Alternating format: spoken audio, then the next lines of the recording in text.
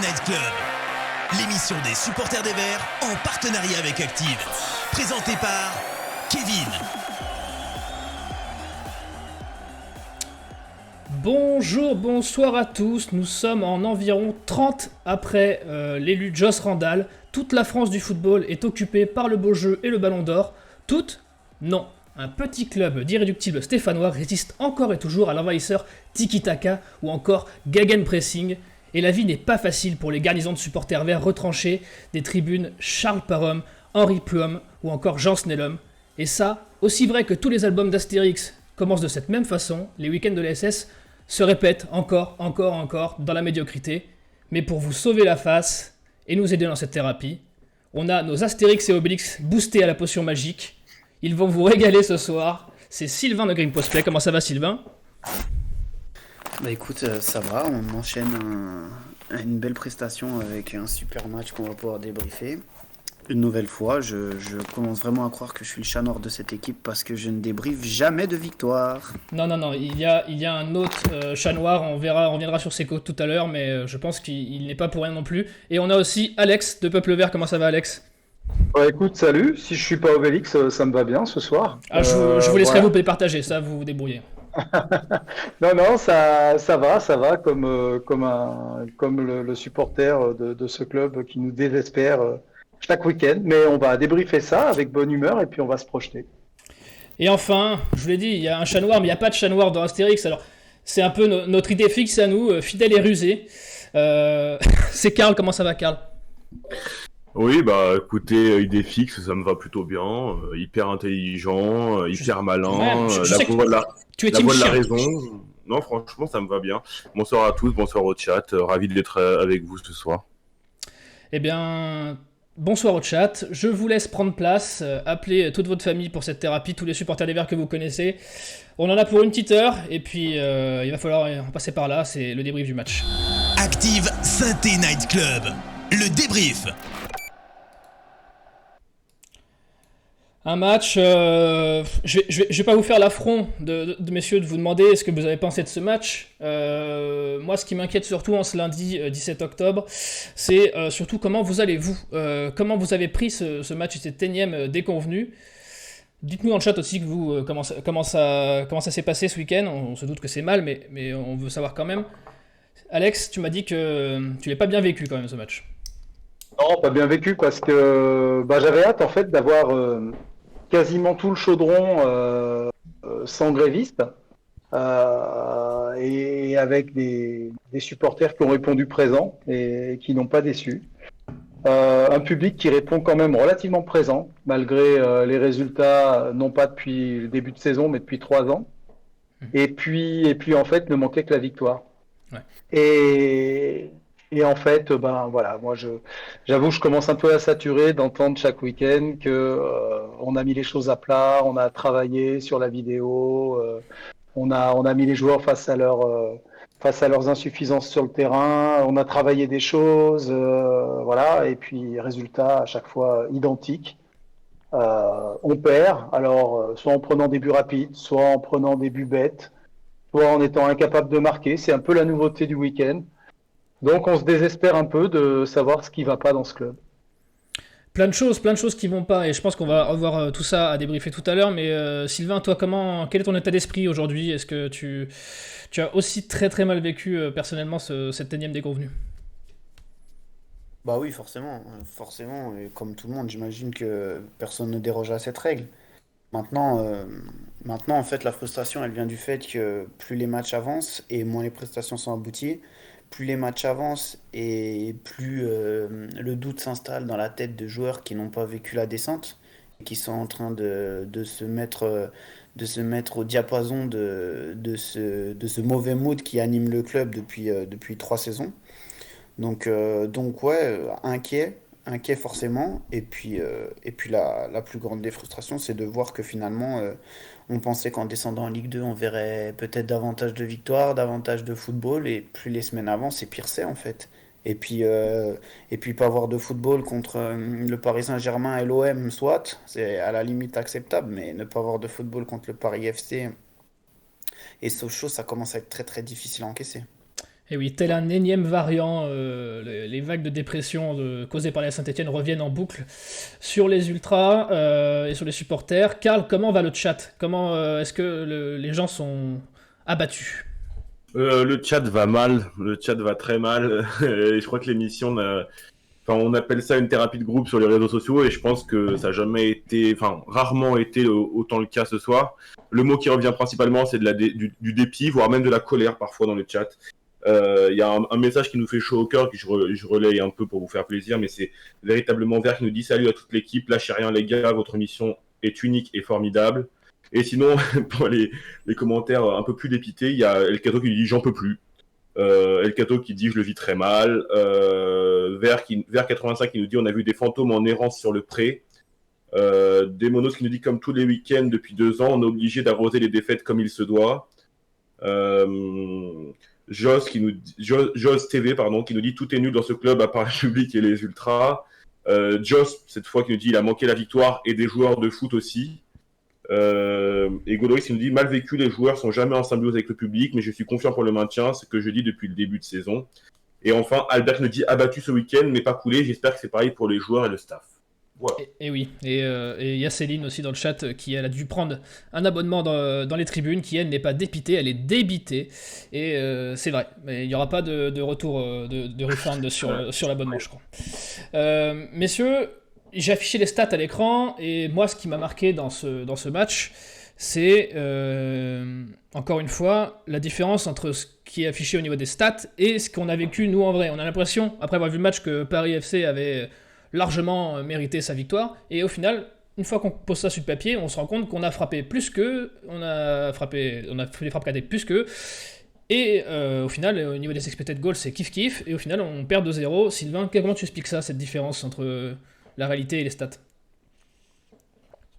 Bah en fait, tout simplement, je pense que à un moment donné, on n'arrive pas à concrétiser dans les zones clés. C'est-à-dire que c'est quelque chose que Batles d'ailleurs répète systématiquement, mais que ce soit dans notre surface ou dans leur surface, on n'arrive pas à concrétiser. Et je pense que le Paris FC marque notamment le premier but sur une occasion où l'expected goal doit être très faible, puisque Etienne Green lui donne en sortant de façon absolument inexplicable. Et puis voilà, et puis de l'autre côté, le gardien il fait l'arrêt qu'il doit faire sur l'occasion de Louis Mouton. T'as aussi l'action qui suit de Nadé où je pense qu'il doit au moins cadrer et il ne le fait pas.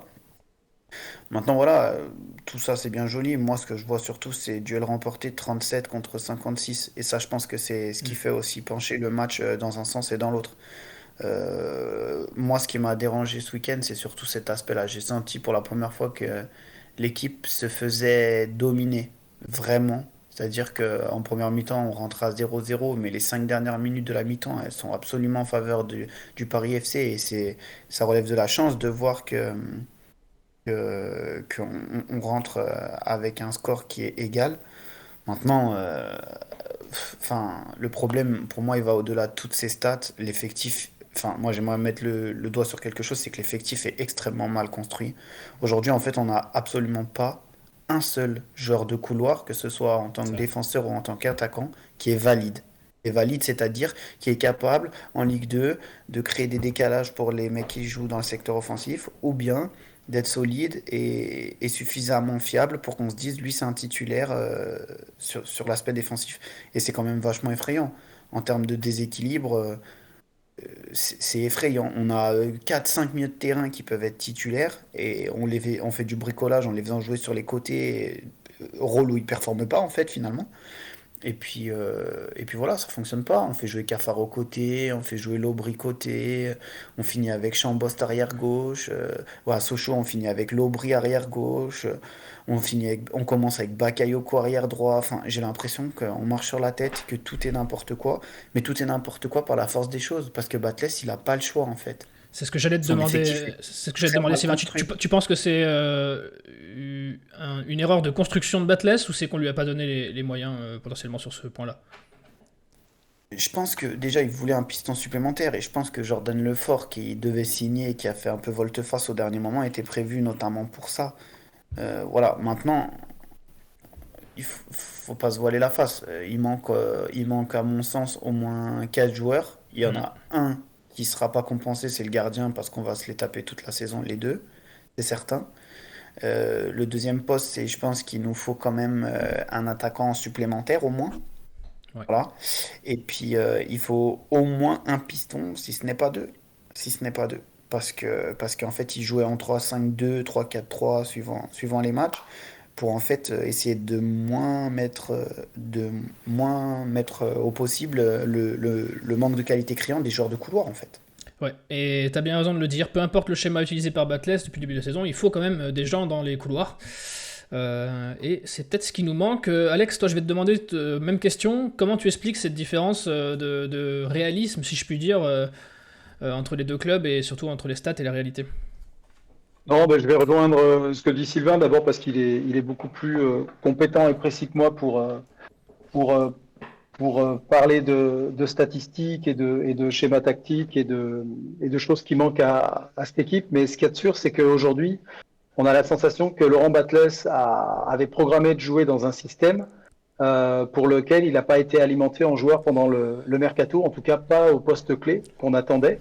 Ouais. Alors certes, on attendait un buteur, certes, on attendait des défenseurs centraux. Ils sont arrivés, hein, même s'ils ne sont pas exceptionnels, loin de là, mais ils sont là.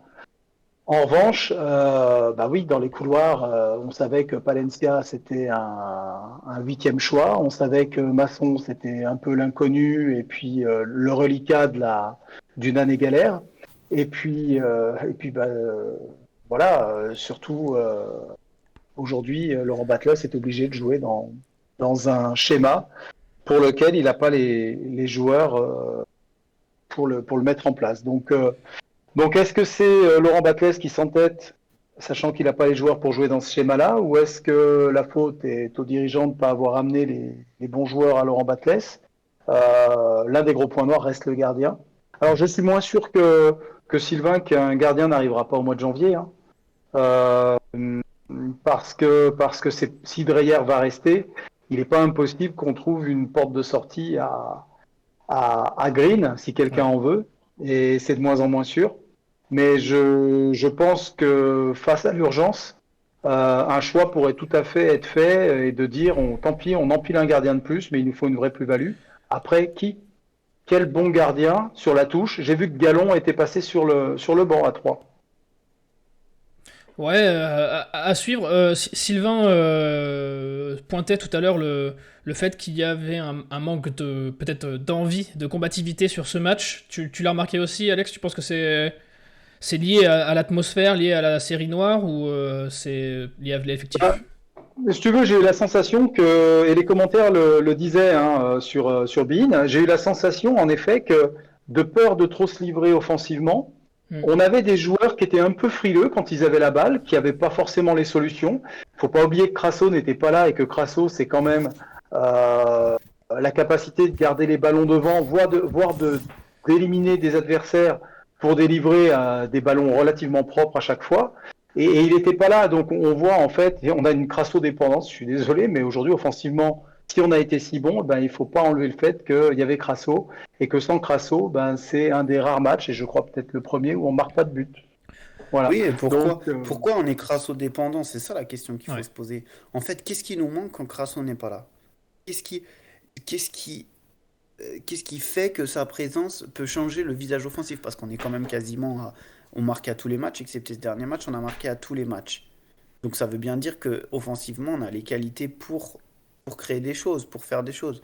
Ouais. Et qu'est-ce qui manque? En fait, si on regarde bien, Crasso, c'est le seul joueur qui est capable d'amener une certaine créativité de par le dribble, de par la passe, de par des courses, des choses. Il est capable, même c'est un faux lent en plus, il est capable, comme il a pu le faire à Valenciennes, d'inventer un truc et d'aller marquer un but. C'est le seul joueur qui est capable de faire ça.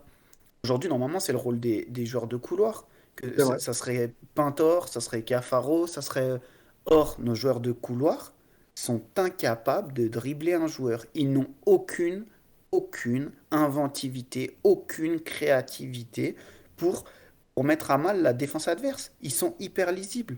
Les qualités offensives de ces joueurs-là ne nous permettent pas de créer du danger dans la défense adverse. Et finalement, le seul danger qu'on a, Ben, c'est Crasso. Et en fait, Crasso, quand il est présent, il attire d'autres joueurs et ça permet aux joueurs plus moyens autour, Wadji, Pintor, etc., d'avoir davantage d'espace et d'être sur des 1 contre 1.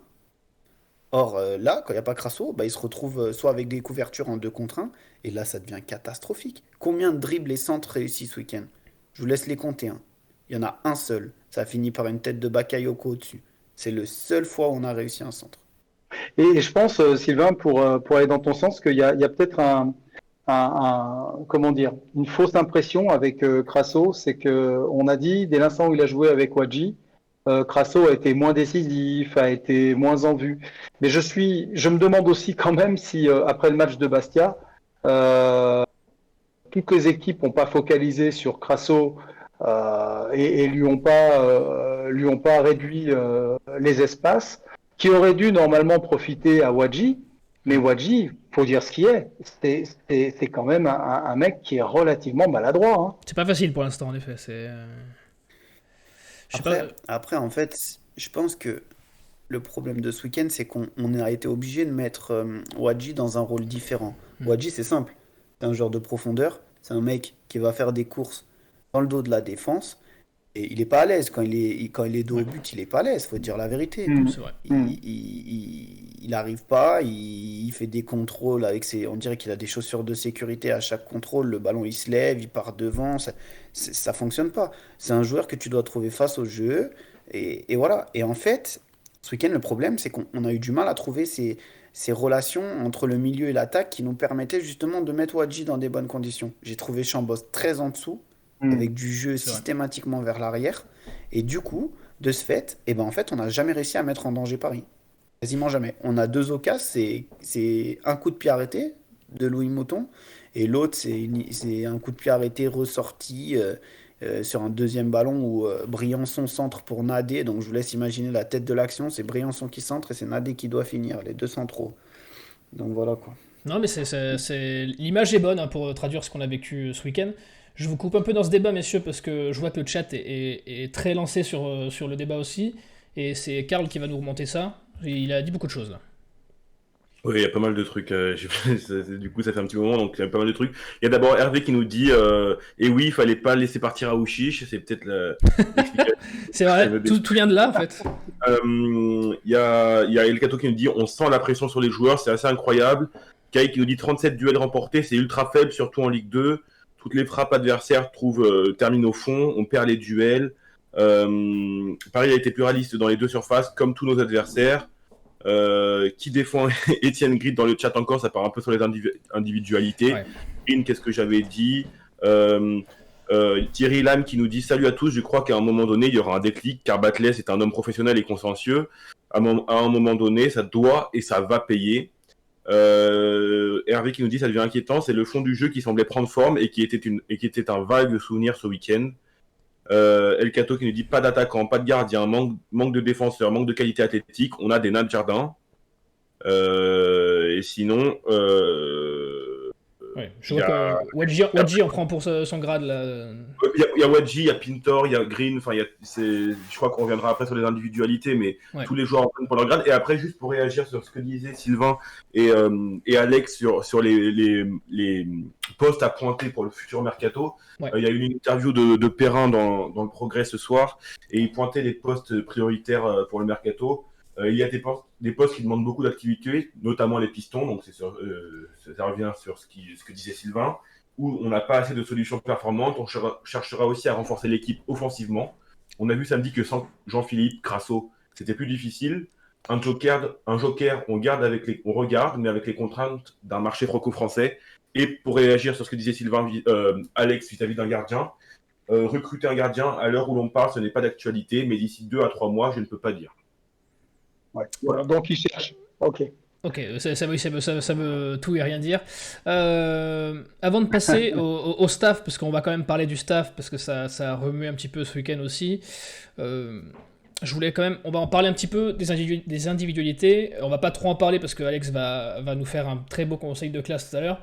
Mais je vais demander du coup à Sylvain si lui, il a quand même eu Non, je vais pas te demander si tu as des satisfactions, tu vas me dire que non, je suppose. Mais est-ce que tu as vraiment des joueurs que tu veux plus revoir sur le pré, quoi? C'est terminé, quoi. Non, il n'y a pas de joueur que je veux plus revoir sur le pré parce que de toute façon, on aura besoin de tout le monde et c'est difficile de. J'aime pas l'idée des décisions définitives comme ça, irréversibles. Voilà. Maintenant, je suis pas sûr que ce soit un problème de système, je suis pas sûr que ce soit un problème d'hommes. Encore une fois, le véritable problème, c'est la construction de l'effectif. Et va falloir faire le dos rond jusqu'à la Coupe du Monde. Et après, on aura le mercato pour changer ces choses-là. Simplement, voilà, encore une fois, la direction et les têtes pensantes du club montrent que, que quoi qu'il arrive, le job est mal fait. Le job, les paris pris sont mauvais. Et voilà. Et le recrutement de certains joueurs le prouve. Il n'apporte aucune plus-value. Voilà, je ne vais pas citer de nom, tout le monde le sait, mais il y a des joueurs qui ont été recrutés. Aujourd'hui, je me demande, euh, par rapport à certains joueurs qui évoluent en réserve actuellement, quelle est la plus-value? C'est-à-dire que en quoi leur recrutement permet d'avoir quelque chose de mieux que ce qu'on a déjà. J'ai Moi, je pense sincèrement qu'on a recruté des joueurs qui, si tu les mets en N3, bah ouais, ok, bah c'est pas incroyable, quoi. C'est pas mieux que ce qu'on a déjà. Pas mieux que ce qu'on a déjà. je vais pas te mentir, les deux noms qui remontent le plus pour connaître ton avis, Sylvain, et je vais te coup de poser la question, c'est Green et Pintor. Euh, qu'est-ce que t'en penses, toi, individuellement, de ces deux-là sur la série en cours, on va dire? À part un tort, c'est délicat. Déjà, on ne sait pas quel est son poste. On ne sait pas si c'est un ailier, si c'est un piston, si c'est un second attaquant, on ne sait pas. Et au vu de ses qualités de finition, je pense que plus il est loin du but, mieux c'est pour lui. Parce que quand je vois les deux occasions qui se créent contre Sochaux, qu'il n'est pas capable de mettre, je trouve ça quand même assez hallucinant pour un joueur professionnel. Ouais. Voilà. En fait, malheureusement, Pintor, je le trouve pas énormément de qualité, si ce n'est sa capacité à répéter les efforts, si ce n'est une certaine polyvalence. Mais bon, il est médiocre dans tous les postes qu'il occupe, donc c'est quand même compliqué. Après, Étienne Green, bah, en fait, Étienne Green, il a la tête dans le sac, il fait tout à l'envers, il a peur, il est en manque de confiance, il doute de tout, il sort, mais il sait pas s'il doit sortir. Tout Fau- est, Fautif pour tout toi est. allez, le premier et à Minoa sur le deuxième? Non, sur le deuxième, non, mais sur le premier, il est totalement fautif. S'il sort pas, il n'y a pas but, hein. Je crois que le mec, il va Ouais. marquer dans un angle fermé comme ça. Il sort pas, il n'y a pas but. Je vous ai mis des photos de Voilà, et je puis, vous ai mis des photos de la N3 parce qu'évidemment le club n'a pas publié de photos sur le match de ce week-end. Mais au moins la N3, tu peux nous dire, Sylvain, ça se passe bien la N3, les jeunes vont bien. ouais, bah, on voit là justement sur la photo le petit Cheikh Fall là, qui arrive du Sénégal des espoirs de Guédiawaye, pardon si je le dis mal, mais c'est vrai qu'avec ce partenariat, on a fait venir le petit Diaye, pardon, qui en avait un petit peu vu chez les pros, et il y a ce jeune qui vient d'arriver depuis un mois, il a marqué 5 buts en 6 matchs. Sympa. Donc voilà, ouais, c'est un joueur intéressant. De toute façon, s'ils l'ont ramené du Sénégal, c'est qu'ils ont l'espoir de l'emmener tout en haut. Maintenant, est-ce qu'il ira tout en haut? Quand je dis tout en haut, c'est dans l'effectif professionnel, hein, mais Pour, est-ce qu'il ira tout en haut? Je sais pas. pour Et toi, puis je vois Gauthier, on a vu un très très bon Gauthier aussi ce week-end, ça fait plaisir. je sais que tu as regardé le match de la réserve. Pour toi, et je posais la question aussi à Alex tout à l'heure, pour toi, la réponse à court terme, en tout cas jusqu'au mercato, elle peut venir de là, des petits jeunes qui poussent en réserve? Sur les postes où on est en difficulté, Ouais. hmm, On je te suis pas demande dans le tellement chat, sûr. Axton te demande dans le chat Saban, ce que t'en as pensé, par exemple. Saban, il a fait du Saban, c'est-à-dire que Saban, c'est un joueur qui est extrêmement irrégulier au sein d'un match, mais qui est capable de fulgurance exceptionnelle, c'est-à-dire qui est capable de prendre le ballon, d'éliminer 4 mecs, de centrer et de faire but. Voilà, c'est un mec qui est capable d'éliminer 3 mecs et de marquer un but. Après, c'est un joueur qui a du déchet, hein. Voilà, et s'il va en haut, il aura également du déchet. Mais au moins, c'est un profil. En fait, c'est un profil qu'on n'a pas. Qui est capable aujourd'hui, dans l'effectif professionnel, de prendre le ballon, d'éliminer 2, 3, Personne. 4 mecs et de faire la différence? Personne. Voilà, moi je trouve que Saban, c'est un profil intéressant parce qu'il amènerait de la créativité, il amènerait voilà, des choses différentes, un profil autre. Et tu le fais rentrer les 25 dernières minutes, la dernière demi-heure dans un match de Ligue 2, sincèrement, il fera pas tâche. Mais vraiment pas. Surtout quand je vois certains joueurs qui rentrent actuellement, il fera pas pire, hein, c'est certain. c'est certain. Alex, toi, tu crois à cette rédemption au moins à court terme par le centre de formation? Oui, il peut y avoir des solutions, hein. Sylvain connaît bien l'équipe réserve, il en parle bien, il nous parle souvent de Saban en off, et en effet, ça a l'air d'être un joueur qui pourrait apporter sa créativité. Après, moi je pense que ce qui peut aussi faire énormément de bien, et on a une chance incroyable cette année, c'est qu'on a une trêve au mois de novembre. Hmm. C'est qu'on va pouvoir travailler, se laver les têtes, qu'on va pouvoir démarrer un deuxième championnat. Maintenant, l'erreur à commettre, ce serait de se dire que cette trêve va tout changer. En fait, elle changera tout si l'équipe trouve de la cohésion, et j'ai pas dit retrouve, parce qu'il n'y a pas encore de cohésion dans cette équipe, ils se connaissent pas encore suffisamment. On voit des joueurs parfois un petit peu isolés sur la pelouse, ne serait-ce que quand il y a des petits moments de friction. Ben voilà, on voit peut-être les Stéphanois, c'est-à-dire les Chambos, les Moefek, voilà, il est revenu, mais tous les vrais Stéphanois qui se regroupent. On voit d'autres joueurs qui semblent un petit peu moins concernés, un peu plus en retrait. Moi, j'ai l'impression que Green est complètement isolé dans sa cage. Euh, j'ai l'impression que quand il parle, quand il parle pas, de toute façon, il manque énormément de charisme dans cette cage. Ouais. C'est ce qui fait qu'aujourd'hui, j'imagine Dreyer beaucoup mieux que Green dans les buts, hein, et j'ai changé d'avis là-dessus parce que j'en étais pas persuadé il y a quelques semaines. Mais bon, voilà. Je pense que la trêve peut être un joker, mais surtout la trêve peut faire du bien. Mais pour ça, il va falloir bosser et bien bosser, hein. Oui, parce que mine de rien, par rapport au nombre de points qu'il faudra prendre, il va pas falloir rater beaucoup de matchs sur ceux qui restent. Karl, je te laisse la main pour le chat sur les individualités qu'on a remontées. Je sais qu'il s'en est dit beaucoup. Oui, oui, il s'en est dit beaucoup. Donc j'ai gardé un peu ceux qui étaient un peu cordiaux Oui, et bien sûr. un peu intelligents. Sylvain, au début, tu disais que tu n'aimais pas pointer des individualités. Il y a quand même Nico qui nous dit Sylvain pour l'interrogation, Pintor pour l'interrogation sérieux. Il y a Albert qui nous dit bonne réponse Sylvain. Mais après, sinon, il y a Pintor, c'est un joueur de foot pour vers 85. Véritablement Vert qui nous dit Green, c'est terrible. Il a l'air complètement dépressif, je dirais même apeuré. Il dégage rien dans le regard, et pas que dans le regard d'ailleurs, même si c'est un bon mec. J'avoue que Pintor, j'aurais quand même bien un avis, un rien définitif personnellement pour Joss. El Cato qui nous dit si Green s'appelait Red, il ne serait pas titulaire. Gonoris qui nous dit Pintor, vraiment, je ne pige pas son jeu, aucun talent, bidon. Green, il en prend pas mal. Il y a Romain qui nous dit il faudrait enlever Green et mettre Dreyer. On n'a plus le temps pour le former au haut niveau. Il nous faut des points. Il y a aussi Nadé et Silva qui en prennent un peu pour leur grade parce qu'ils ont été responsables sur un but d'après Axton. Il y a, en tout cas, pour revenir aux jeunes, il y a véritablement Vert qui nous dit moi j'ai bien aimé la rentrée de Hotman. C'est un jeune, c'était sa première. On sent que ces jeunes ont envie. C'est au moins ça.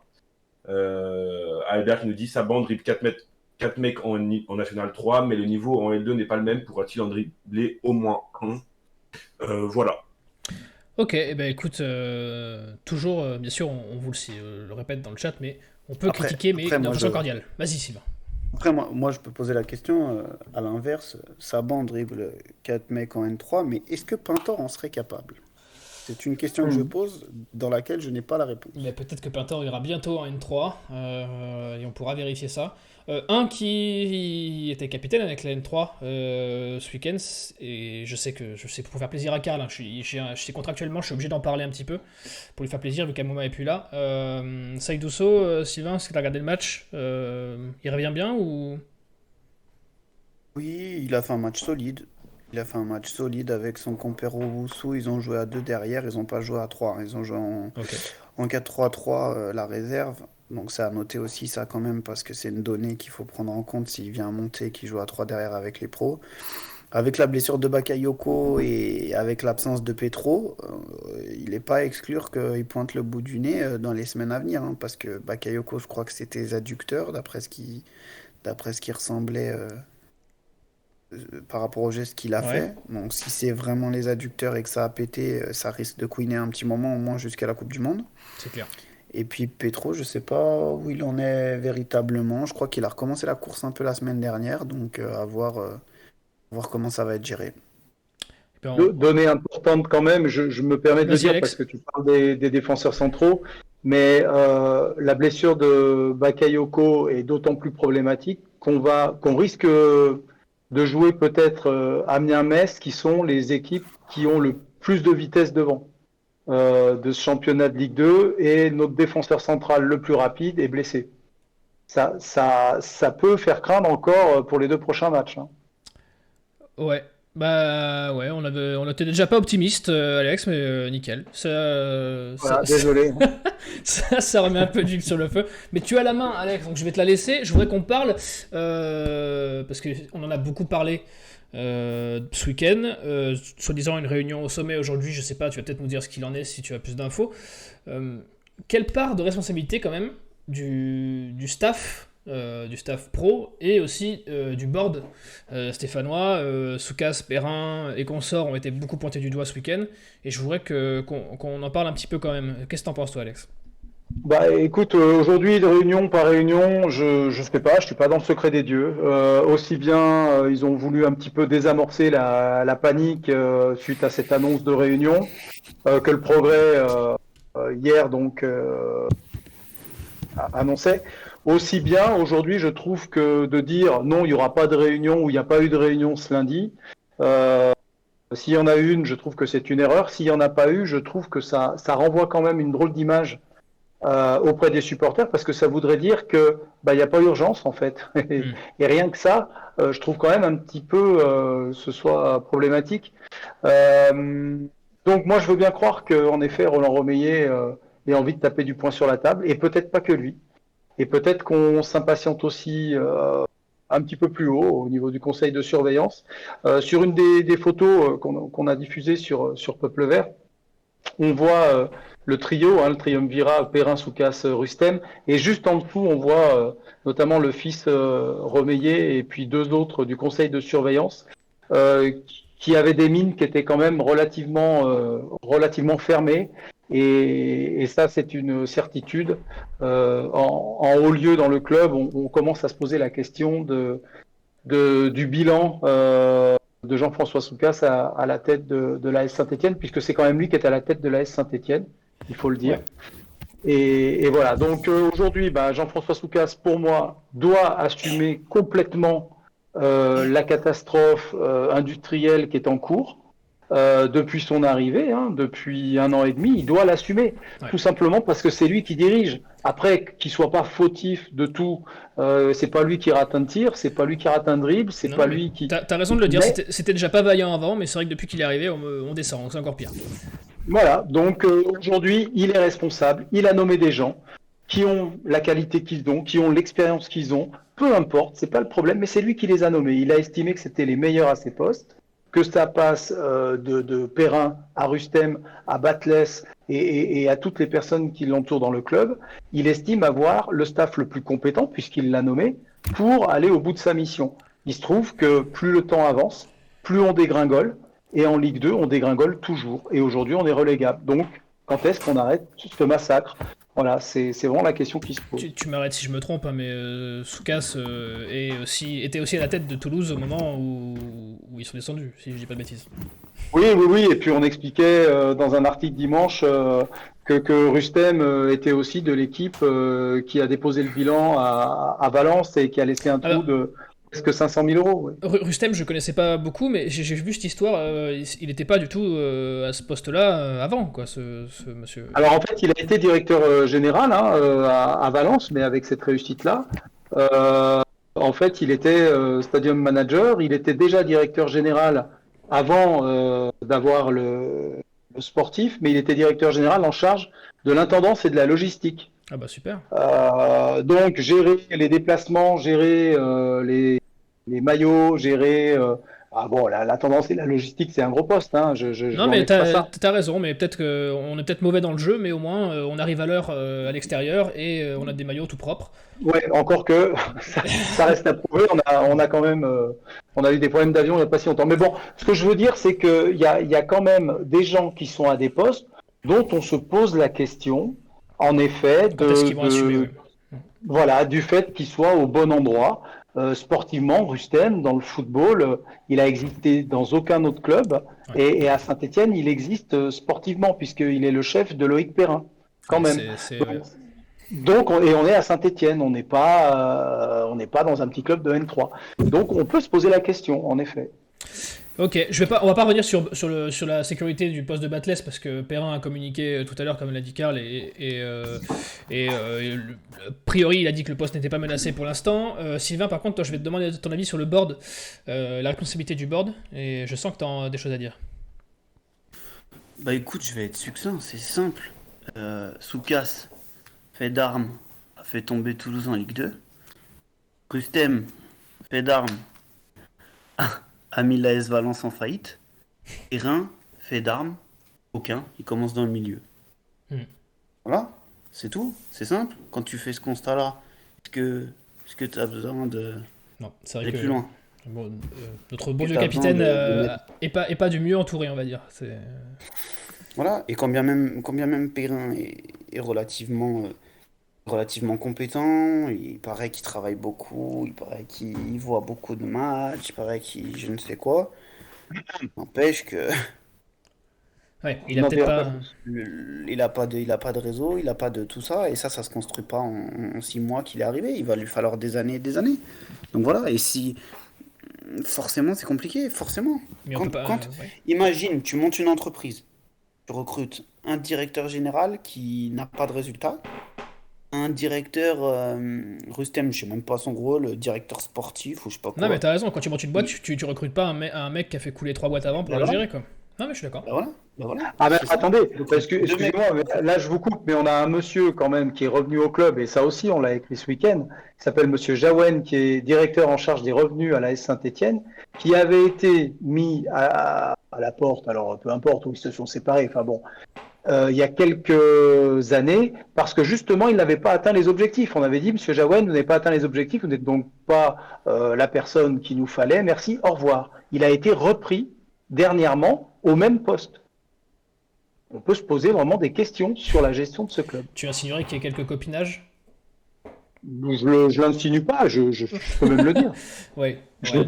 voilà, c'est tout. Enfin, je sais pas qui prend ces décisions à un moment donné qui doivent sauter aux yeux de tout le monde en fait. Mais copinage ou pas, je veux dire, la personne a le droit d'être compétente aujourd'hui sur son poste. Je dis pas d'ailleurs qu'elle l'est pas, mais ça pose question en termes de communication. C'est extrêmement étonnant. Non, Que mais se disent les gens à l'extérieur? je suis d'accord. Je vois c'est dans le Et chat puis en fait, qui est et puis en remonté, mais. fait, qu'on Vas-y, se le Sylvain. dise véritablement, nous, on est personne pour juger de la pertinence, de la compétence. Enfin, moi, j'ai pas les compétences requises pour dire le travail de Souka, si il est insuffisant, il est je ne sais Ouais. quoi, le travail de Rustem, il est insuffisant, je ne sais quoi.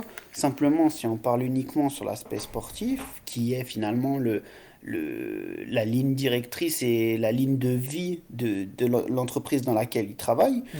le constat, c'est que avant qu'il soit venu, ça n'a pas marché.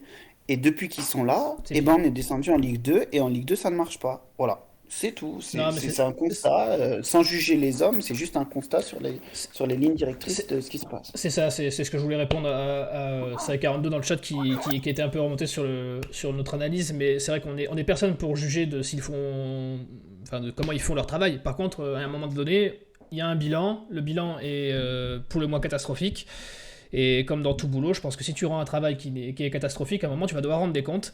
Et comme l'a dit Alex, il est peut-être l'heure pour Soukas de rendre des comptes et de prendre la responsabilité de ses actes et de ses décisions. En attendant, Karl, est-ce que ça a fait réagir ce truc sur le board stéphanois?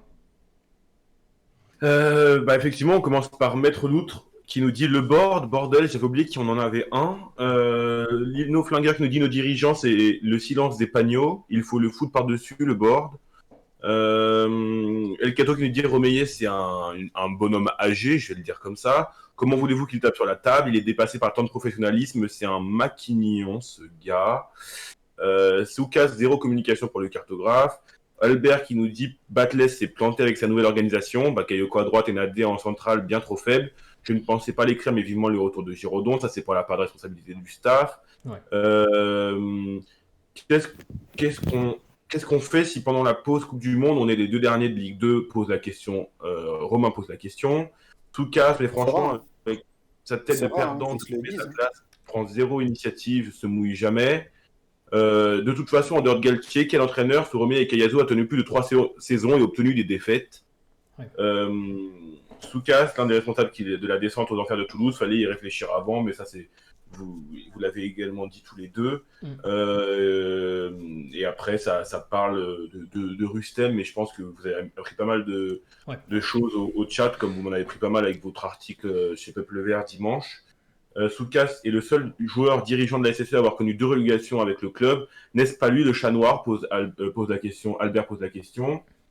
Lino Flingueur qui nous dit un des 2 présidents doit prendre ses responsabilités et revenir, virer Soukas et botter les culs. Ou partir, hein, ça peut être sympa aussi. Voilà.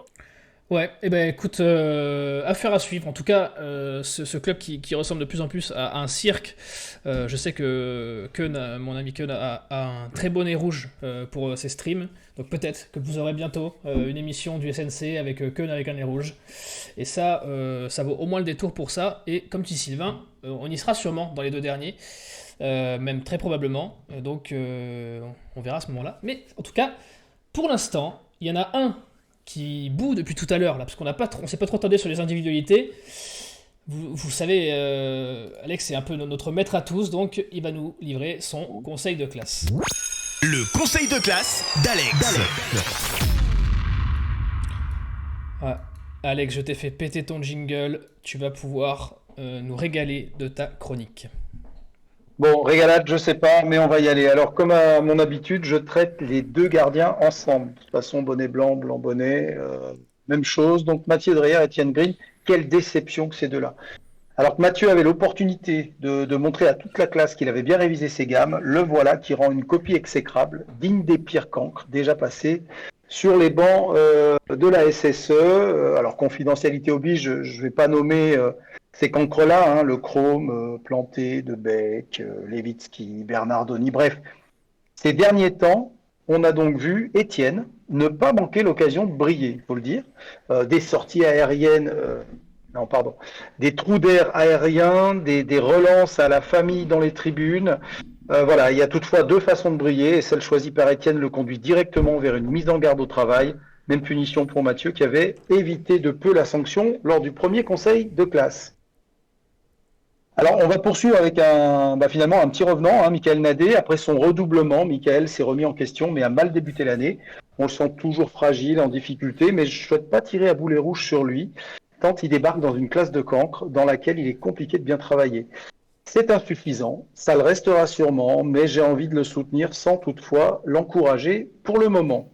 J'étais gentil, hein. Anthony Briançon. Ah ça, pour brailler sur l'arbitre, il y a du monde. Mais quand il s'agit de faire pencher la balance pour le forcer à sortir un carton rouge à l'adversaire, canard. J'ai bien lu les remarques de son instituteur des U13, monsieur Malater, qui expliquait il y a peu que techniquement et tactiquement, il avait à l'époque énormément de qualités. Alors de 2 choses l'une, soit il a toujours les qualités d'un U13, ce que je veux bien croire, soit il était le chouchou de monsieur Malater. Et rassurez-vous, pas de ça avec moi, déjà mis en garde pour son comportement la dernière fois, je ne sais plus quoi faire de lui en fait. Hein. Donc à défaut de bien défendre, je note toutefois un beau but contre Grenoble, comme quoi, quand il veut, il peut.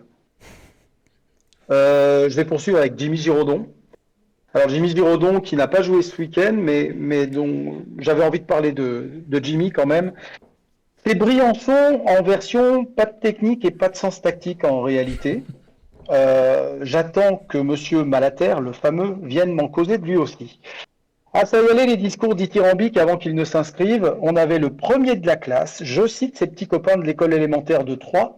Jimmy est arrivé sur la pointe des pieds, c'est quelqu'un d'assez réservé, il n'avait pas une réelle attente à son sujet. Eh ben, vous m'étonnez. Eux, ils n'ont pas eu de surprise, ils s'attendaient à rien en fait, ils s'attendaient pas à un prix Nobel de la défense. Là, on se dit qu'on a récupéré un élève gentil, travailleur, et voilà que je lis dans son bulletin, pour moi, c'est l'un des meilleurs relanceurs de Ligue 1.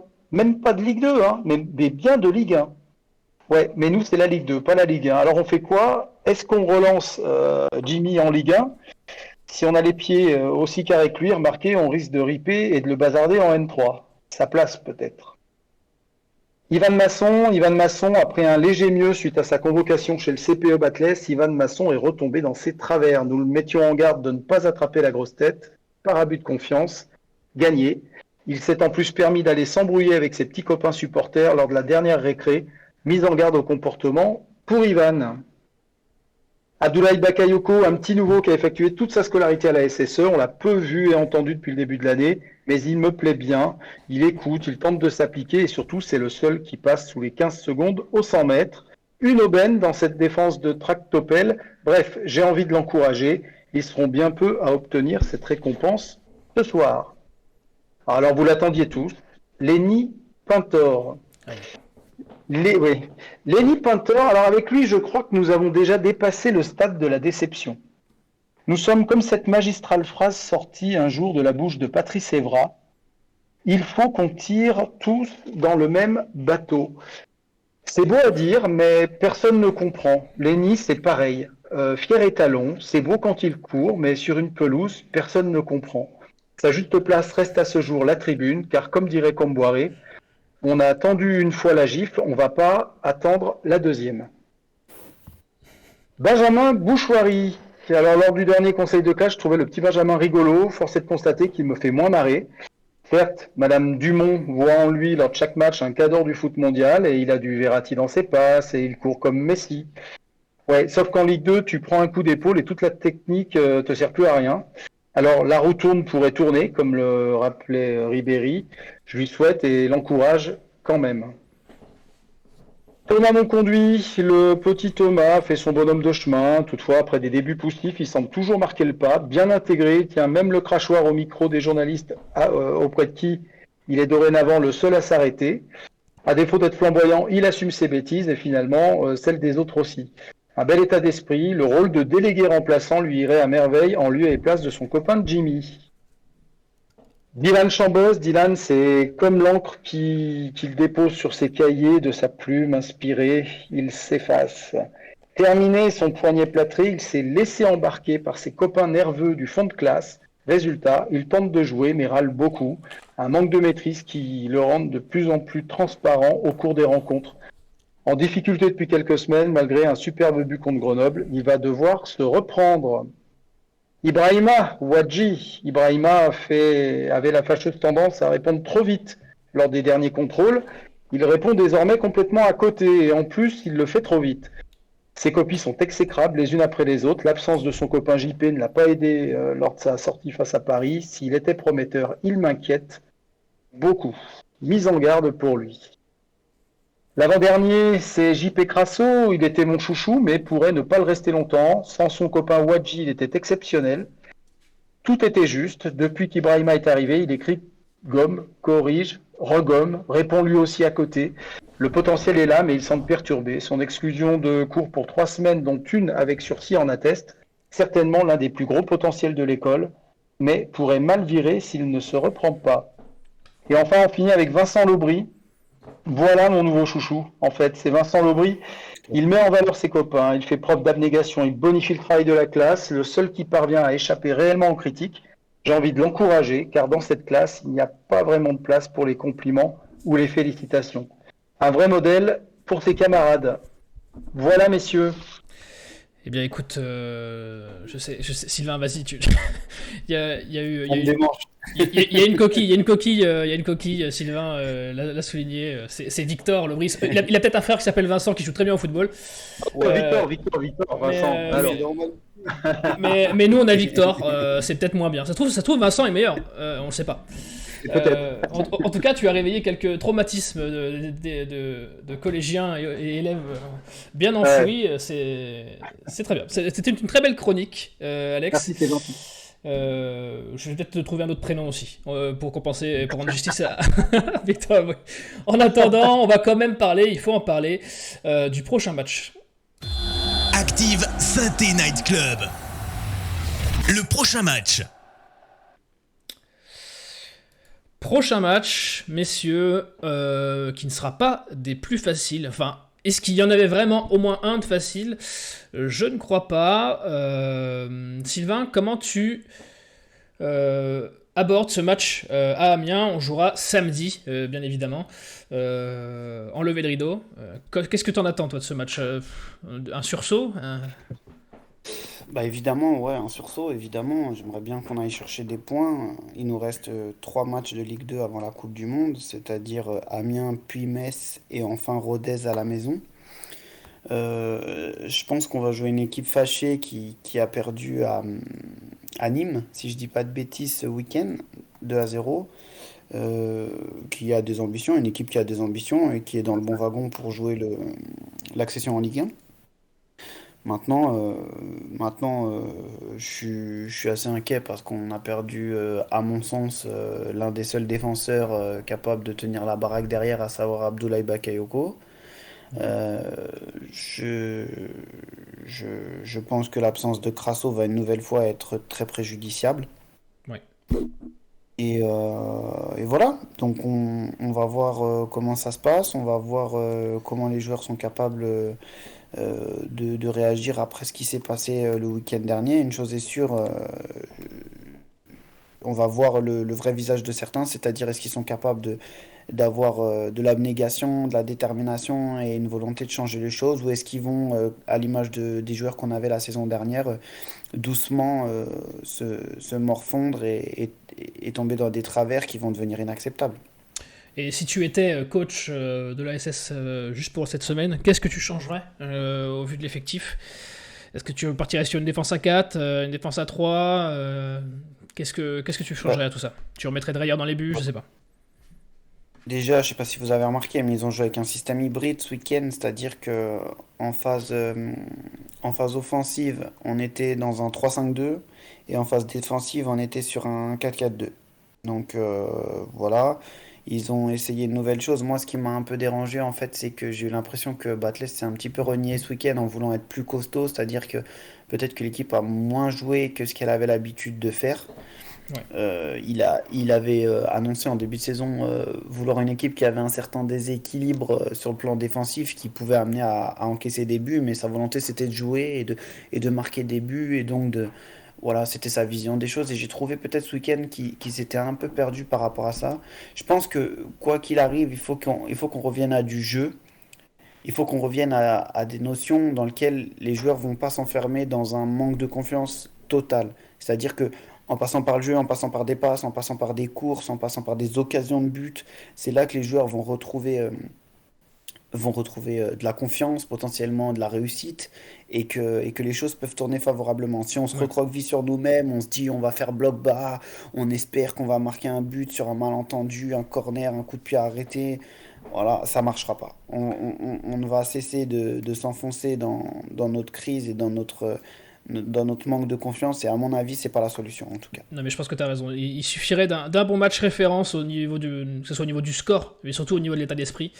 Et on le voit sur le classement à l'écran, dans notre malheur, on n'est pas encore trop loin de la zone non relégable et de la première moitié de tableau. Donc la série elle serait vite lancée, mais encore faut-il la lancer. Alex, toi tu y crois à ce match à Amiens? Sans le savoir, en fait, Sylvain était en train de dire exactement l'inverse de ce que j'imaginais qu'allait Ah, faire Laurent Batles. Mais c'est intéressant du coup parce que il a apporté des réponses.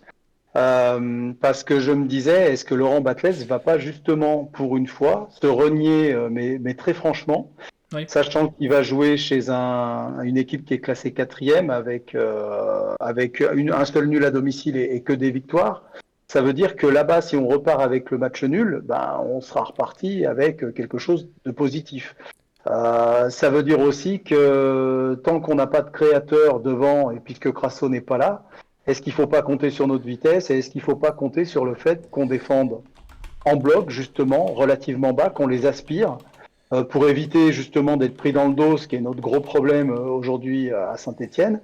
Et puis compter sur un Wadji, compter sur peut-être un Pintor, sur un je ne sais qui, des jeunes peut-être aussi, ce serait bien, peut-être un ou deux jeunes, sans complexe, pour nous faire une attaque éclair et puis marquer un but à cette équipe d'Amiens. Vraiment, j'ai pas de réponse, mais c'est une réflexion que doit peut-être mener Batles.